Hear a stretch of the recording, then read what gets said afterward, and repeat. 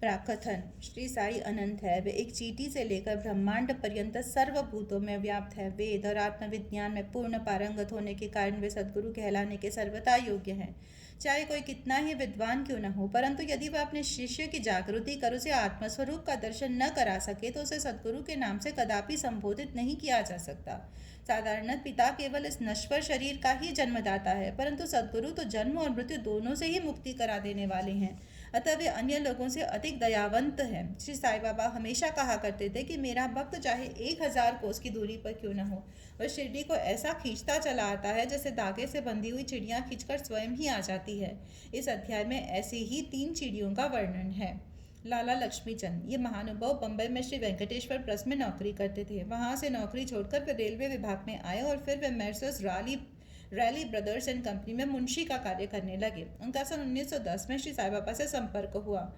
Christmas में के लगभग 1 या 2 मास पहले सांता क्रूज में उन्होंने स्वप्न में एक दाढ़ी वाले वृद्ध को देखा जो चारों ओर से भक्त में गिरा हुआ खड़ा है। कुछ दिनों के पश्चात वे अपने मित्र श्री दत्तात्रेय मंजुनाथ बिजूर के यहाँ दासगणु का कीर्तन सुनने गए। दासगणु का यह नियम था कि वे कीर्तन करते समय श्रोताओं के समक्ष श्री साई बाबा का चित्र रख लिया करते थे। लक्ष्मीचंद को यह चित्र देखकर महान आश्चर्य हुआ, क्योंकि स्वप्न में उन्हें जिस वृद्ध के दर्शन हुए थे उनकी आकृति भी ठीक इस चित्र के अनुरूप ही थी। इससे वे इस निष्कर्ष पर पहुंचे कि स्वप्न में दर्शन देने वाले स्वयं शिरडी के श्री साईनाथ समर्थ के अतिरिक्त और कोई नहीं है। चित्र दर्शन, दासगणु का मधुर कीर्तन और उनके संत तुकाराम पर प्रवचन आदि का कुछ ऐसा प्रभाव उन पर पड़ा कि उन्होंने शिरडी यात्रा का दृढ़ संकल्प कर लिया। भक्तों को चिरकाल से ही ऐसा अनुभव होता आया है कि जो सद्गुरु या अन्य किसी आध्यात्मिक ज्ञान की खोज में निकलता है उसकी ईश्वर सदैव ही कुछ न कुछ सहायता करते हैं। उसी रात्रि को लगभग 8 बजे उनके एक मित्र शंकर राव ने उनके द्वार खटखटाया और पूछा कि क्या आप हमारे साथ शिरडी चलने को तैयार हैं। लक्ष्मीचंद के हर्ष का पारावार न रहा। उन्हें तुरंत ही शिरडी चलने का निश्चय कर लिया। एक मारवाड़ी से 15 रुपये उधार लेकर तथा अन्य आवश्यक प्रबंध कर उन्हें शिरडी को प्रस्थान कर दिया। रेलगाड़ी में उन्होंने अपने मित्र के साथ कुछ देर तक भोजन भी किया। इसी डिब्बे में 4 यवन यात्री भी बैठे थे जो शिरडी के समीप पे अपने अपने घरों को लौट रहे थे। लक्ष्मीचंद ने उन लोगों से श्री साई बाबा के संबंध में कुछ पूछताछ की। तब लोगों ने उन्हें बताया कि श्री साई बाबा शिरडी में अनेक वर्षों में निवास कर रहे हैं और वे एक पहुंचे हुए संत हैं। जब वे कोपरगांव पहुंचे तो बाबा को भेंट देने के लिए कुछ अमरूद खरीदने का उन्होंने विचार किया। वे वहां के प्राकृतिक सौंदर्यमय दृश्य देखने में कुछ ऐसे तल्लीन हुए कि उन्हें अमरूद लेने की सुधि ही नहीं रही। परंतु जब वे शिरडी के समीप आए तो यकायक उन्हें अमरूद खरीदने की स्मृति हुआ। इसी बीच उन्होंने देखा कि एक वृद्धा टोकरी में अमरूद लिए तांगे के पीछे पीछे दौड़ती चली जा रही है। यह देख उन्होंने तांगा रुकवाया और उनमें से कुछ बढ़िया अमरूद खरीद लिए। तब वह वृद्धा उनसे कहने लगी कि क्या कृपया कर ये शेष अमरूद भी मेरे ओर से बाबा को भेंट कर देना। यह सुनकर तत्क्षण ही उन्हें विचार हो आया कि मैंने अमरूद खरीदने की जो इच्छा पहले की थी और जिसे मैं बिल्कुल भूल गया था, उसी की इस वृद्धा ने पुनः स्मृति करा दी है। श्री साई बाबा के प्रति उसकी भक्ति देख वे दोनों बड़े चकित हुए। लक्ष्मीचंद ने यह सोचकर कि हो सकता है कि स्वप्न में जिस वृद्ध के दर्शन मैंने किए थे उनकी यह कोई रिश्तेदार हो, वह आगे बढ़े। शिरडी के समीप पहुंचने पर उन्हें दूर से ही मस्जिद में फहराती ध्वजाएं देखने लगी, जिन्हें देख प्रणाम कर अपने हाथों में पूजन सामग्री लेकर वे मस्जिद पहुंचे और बाबा का यथाविधि पूजन कर वे द्रवित हो गए। उनके दर्शन कर वे अत्यंत आनंदित हुए तथा उनके शीतल चरण से ऐसे लिपटे जैसे एक मधुमक्खी कमल के मकरंद की सुगंध से मुग्ध होकर उनसे लिपट जाती है। तभी बाबा ने उनसे जो कुछ कहा उसका वर्णन हेमात्मत ने अपने मूल ग्रंथ में इस प्रकार किया है। साले, रास्ते में भजन करते और दूसरे आदमी से पूछते हैं। क्या दूसरे से पूछना, सब कुछ अपनी आंखों से देखना। काहे को दूसरे आदमी से पूछना, सपना क्या झूठा है या सच्चा, कर लो अपना विचार आप। मारवाड़ी से उधार लेने की क्या जरूरत थी, हुई क्या मुराद की पूर्ति। यह शब्द सुनकर उनकी सर्वव्यापता पर लक्ष्मीचंद को बड़ा अचंबा हुआ। वे बड़े लज्जित हुए कि घर से शिरडी तक मार्ग में जो कुछ हुआ उसका उन्हें सब पता है। इसमें विशेष ध्यान देने योग्य बात केवल यह है कि बाबा ये नहीं चाहते थे कि उनके दर्शन के लिए कर्ज लिया जाए या तीर्थ यात्रा में छुट्टी मनाए। सांझा उपमा। दोपहर के समय जब लक्ष्मीचंद भोजन के लिए बैठे तो उन्हें एक भक्त ने सांझे का प्रसाद लाकर दिया, जिसे पाकर वे बड़े प्रसन्न हुए। दूसरे दिन भी वे सांझा ही आशा लगाए बैठे रहे, परंतु किसी भक्त ने यह प्रसाद नहीं दिया जिसके लिए वे अति उत्सुक थे। तीसरे दिन दोपहर की आरती पर बापू साहब जोग ने बाबा से पूछा कि नैवेद्य के लिए क्या बनाया जाए। तब बाबा ने उनसे सांझा लाने को कहा। भक्तगण 2 बड़े बर्तनों में सांझा भरकर ले आए। लक्ष्मीचंद को भूख भी अधिक लगी थी, साथ ही उनकी पीठ में दर्द भी था। बाबा ने लक्ष्मीचंद से कहा, तुमको भूख लगी है, अच्छा हुआ। कमर में दर्द भी है, लो अब सांझे की ही करो दवा। उन्हें पुनः अचंबा हुआ कि मेरे मन के समस्त विचारों को उन्होंने जान लिया है। वस्तुतः वे सर्वज्ञ है। कुदृष्टि। इसी यात्रा में एक बार उनको चावड़ी का जुलूस देखने का भी सौभाग्य प्राप्त हो गया। उस दिन बाबा कफ से अधिक पीड़ित थे। उन्हें विचार आया कि इस कफ का कारण शायद किसी की नज़र लगी हो। दूसरे दिन प्रातःकाल जब बाबा मस्जिद को गए तो श्यामा से कहने लगे, कल जो मुझे कफ से पीड़ा हो रही थी उसका मुख्य कारण किसी की कुदृष्टि ही है। मुझे तो ऐसा प्रतीत होता है कि किसी की नज़र लग गई है, इसलिए पीड़ा मुझे हो गई है। लक्ष्मीचंद के मन में जो विचार उठ रहे थे वहीं बाबा ने भी कह दिए। बाबा की सर्वज्ञता से उनके अनेक प्रमाण तथा भक्तों के प्रति उनका स्नेह देखकर लक्ष्मीचंद बाबा के चरणों पर गिर पड़े और कहने लगे कि आपके प्रिय दर्शन से मेरे चित्त को बड़ी प्रसन्नता हुई है। मेरा मन मधु आपके चरण कमल और भोजनों में ही लगा रही। आपके अतिरिक्त भी अन्य कोई ईश्वर है इसका मुझे ज्ञान नहीं। मुझ पर आप सदा दया और स्नेह करें और अपने चरणों के दीन दास की रक्षा कर उसका कल्याण करें। आपके भय नाशक चरणों का स्मरण करते हुए मेरा जीवन आनंद से व्यतीत हो जाए, ऐसी मेरी आपसे विनम्र प्रार्थना है। बाबा से आशीर्वाद तथा उदी लेकर वे मित्र के साथ प्रसन्न और संतुष्ट होकर मार्ग में उनकी कीर्ति का गुणगान करते हुए घर वापस लौट आए और सदैव उनके अनन्य भक्त बने रहे। शिरडी जाने वालों के हाथों वो उनको हार, कपूर और दक्षिणा भेजा करते थे। बुरहानपुर की महिला। अब हम दूसरी चिड़िया का वर्णन करेंगे। एक दिन बुरहानपुर में एक महिला ने स्वप्न में देखा श्री साईं बाबा उसके द्वार पर खड़े भोजन के लिए खिचड़ी मांग रहे हैं। उसने उठकर देखा तो द्वार पर कोई भी नहीं था। फिर भी वह प्रसन्न हुई और उसने यह स्वप्न अपने पति तथा अन्य लोगों को सुनाया। उसका पति डाक विभाग में नौकरी करता था। वे दोनों ही बड़े धार्मिक थे। जब उनका स्थानांतरण अकोला को होने लगा तो दोनों ने शिरडी जाने का भी निश्चय किया और एक शुभ दिन उन्होंने शिरडी को प्रस्थान कर दिया। मार्ग में गोमती तीर्थ होकर वे शिरडी पहुंचे और वहां 2 माह तक ठहरे। प्रतिदिन वे मस्जिद जाते और बाबा का पूजन कर आनंद से अपना समय व्यतीत करते थे। यद्यपि दंपति खिचड़ी का नैवेद्य भेंट करने को ही आए थे, परंतु किसी कारणवश ने 14 दिनों तक ऐसा संयोग प्राप्त नहीं हो सका। उनकी स्त्री इस कार्य में अब अधिक विलंब नहीं करना चाहती थी। इसलिए जब 15वें दिन दोपहर के समय वह खिचड़ी लेकर मस्जिद में पहुंची तो उसने देखा कि बाबा अन्य लोगों के साथ भोजन करने बैठ चुके हैं। पर्दा गिर चुका था, जिसके पश्चात किसी का साहस नहीं था कि भीतर प्रवेश कर सके। परंतु वह एक क्षण भी प्रतीक्षा नहीं कर सकी। वह हाथ से पर्दा हटाकर भीतर चली गई। बड़े आश्चर्य की बात थी कि उसने देखा कि बाबा की इच्छा उस दिन प्रथमतः खिचड़ी खाने की ही थी, जिसकी उन्हें आवश्यकता थी।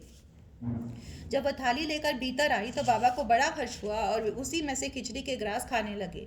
बाबा की ऐसी उत्सुकता देख प्रत्येक को बड़ा आश्चर्य हुआ और जिन्होंने ये खिचड़ी की वार्ता सुनी उन्हें भक्तों के प्रति बाबा का असाधारण स्नेह देख बड़ी प्रसन्नता हुई।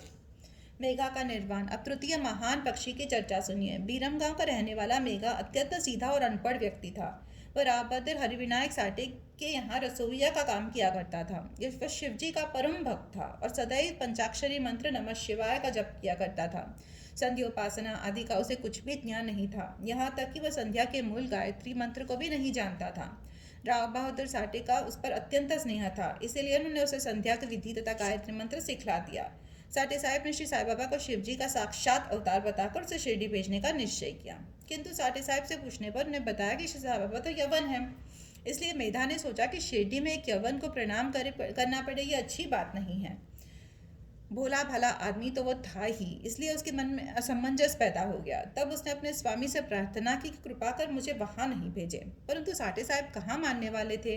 उनके सामने मेघा की एक नहीं चली। उन्होंने उसे किसी प्रकार शिरडी भेज दिया तथा उसके द्वारा अपने ससुर गणेश दामोदर उपनाम दादा केलकर को, जो शिरडी में ही रहते थे, एक पत्र भेजा कि मेघा का परिचय बाबा से करा देना।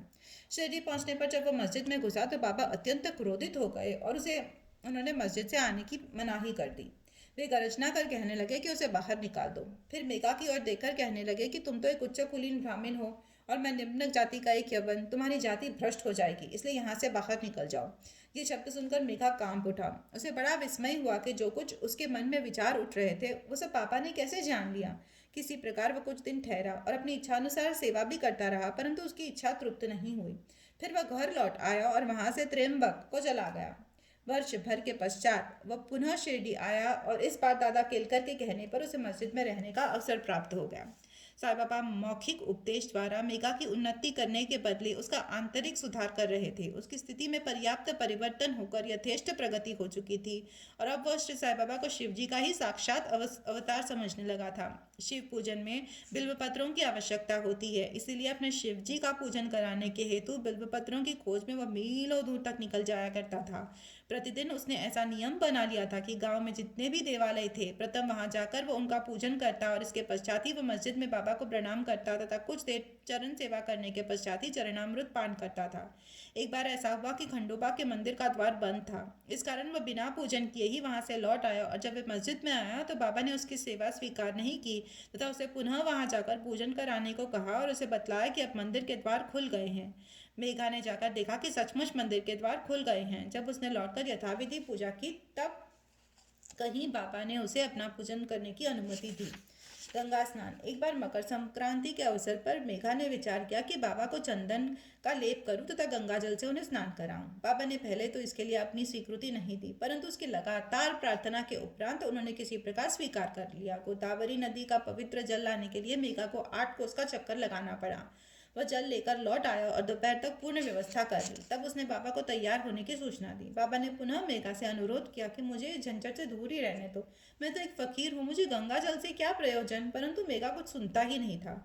मेघा की तो यह दृढ़ धारणा थी कि शिव जी गंगा जल से अधिक प्रसन्न होते हैं, इसलिए ऐसे शुभ पर्व पर अपने शिव जी को स्नान कराना हमारा परम कर्तव्य है। अब तो बाबा को सहमत होना ही पड़ा और नीचे उतरकर वे एक पीढ़े पर बैठ गए तथा अपना मस्तक आगे करते हुए कहा कि अरे मेघा, कम से कम इतनी कृपा तो करना कि मेरे केवल सिर पर ही पानी डालना।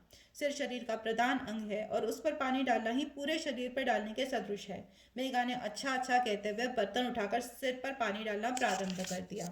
ऐसा करने से उसे इतनी प्रसन्नता हुई कि उसने उच्च स्वर में हर हर गंगे की ध्वनि करते हुए समूचे बर्तन का पानी बाबा के संपूर्ण शरीर पर उड़ेल दिया और फिर पानी का बर्तन एक और रखकर वह बाबा की ओर निहारने लगा। उसने देखा कि बाबा का तो केवल सिर ही भीगा है और शेष भाग ज्यों का त्यों बिल्कुल सूखा ही है। यह देख उसे बड़ा आश्चर्य हुआ। त्रिशूल और पिंडी। मेघा बाबा को 2 स्थानों पर स्नान कराया करता था। प्रथम वह बाबा को मस्जिद में स्नान कराता और फिर वाड़ी में नाना साहेब चंदोरकर द्वारा प्राप्त उनके बड़े चित्र को। इस प्रकार यह क्रम 12 मास तक चलता रहा। बाबा ने उसकी भक्ति तथा विश्वास दृढ़ करने के लिए उसे दर्शन दिए। एक दिन प्रातःकाल मेघा जब अर्धनिद्रावस्था में अपनी शैया पर पड़ा हुआ था, तभी उसे उनके श्री दर्शन हुए। बाबा ने उसे जागृत जानकर अक्षत फेंकी और कहा कि मेघा, मुझे त्रिशूल लगाओ। इतना कहकर वे अदृश्य हो गए। उनके शब्द सुनकर उसे उत्सुकता से अपनी आंखें खोली, परंतु देखा कि वहां पे कोई भी नहीं है, केवल अक्षत ही यहाँ वहां बिखरे पड़े हैं। तब वह उठकर बाबा के पास गया और उन्हें अपना स्वप्न सुनाने के पश्चात उसने उन्हें त्रिशूल लगाने की आज्ञा दी। बाबा ने कहा कि क्या तुमने मेरे शब्द नहीं सुने कि मुझे त्रिशूल लगाओ? वह कोई स्वप्न तो नहीं, वरन मेरी प्रत्यक्ष आज्ञा थी। मेरे शब्द सदैव अर्थपूर्ण होते हैं, थोते पोछे नहीं। मेघा कहने लगा कि आपने दया कर मुझे निद्रा से तो जागृत कर दिया है, परंतु सभी द्वार पूर्वतः ही बंद देकर मैं मूढ़मति भ्रमित हो उठा कि कहीं स्वप्न तो नहीं देख रहा था। बाबा ने आगे कहा, मुझे प्रवेश करने के लिए किसी विशेष द्वार की आवश्यकता नहीं है। न मेरा कोई रूप ही है और न कोई अंत ही। मैं सदैव सर्वभूतों में व्याप्त हूँ। जो मुझ पर विश्वास रखकर सतत मेरा ही चिंतन करता है, उसके सब कार्य मैं स्वयं ही करता हूँ और अंत में उसे श्रेष्ठ गति देता हूँ। मेघा वाड़ी को लौट आया और बाबा के चित्र के समीप ही दीवार पर एक लाल त्रिशूल खींच दिया। दूसरे दिन एक रामदासी भक्त पुणे से आया। उसने बाबा को प्रणाम कर शंकर की एक पिंडी भेंट की। उसी समय मेघा भी वहां पहुंचे। तभी बाबा उनसे कहने लगा कि देखो, शंकर भोले आ गए हैं, अब उन्हें संभालो। मेघा ने पिंडी पर त्रिशूल लगा देखा तो उसे महान विस्मय हुआ। वो वाड़े में आया। इस समय काका साहेब दीक्षित स्नान के पश्चात सिर पर तौलिया डाले साई नाम का जप कर रहे थे। तभी उन्होंने ध्यान में एक पिंडी देखी जिसे उन्हें कौतूहल सा हो रहा था। उन्होंने सामने से मेघा को आते देखा। मेघा ने बाबा द्वारा प्रदत्त वो पिंडी काका साहेब दीक्षित को दिखाई। पिंडी ठीक वैसे ही थी जैसे कि उन्होंने कुछ घड़ी पूर्व ध्यान में देखी थी। कुछ दिनों में जब त्रिशूल का खींचना पूर्ण हो गया तो बाबा के बड़े चित्र के पास ये पिंडी की भी स्थापना कर दी गई। मेघा को शिव पूजन से बड़ा प्रेम था। त्रिपुंड खींचने का अवसर देकर तथा पिंडी की स्थापना कर बाबा ने उसका विश्वास दृढ़ कर दिया। इस प्रकार कई वर्षों तक लगातार दोपहर और संध्या को नियमित आरती तथा पूजन कर 1912 में मेघा परलोकवासी हो गया। बाबा ने उसके मृत शरीर पर अपना हाथ फेरते हुए कहा कि ये मेरा सच्चा भक्त था। फिर बाबा ने अपनी ही खर्च से उसका मृत्यु भोज ब्राह्मणों को दिए जाने की आज्ञा दी, जिसका पालन काका साहेब दीक्षित ने किया। श्री सद्गुरु साईनाथ परमस्तु शुभम भवतु। सप्ताह पारायण चतुर्थ विश्राम।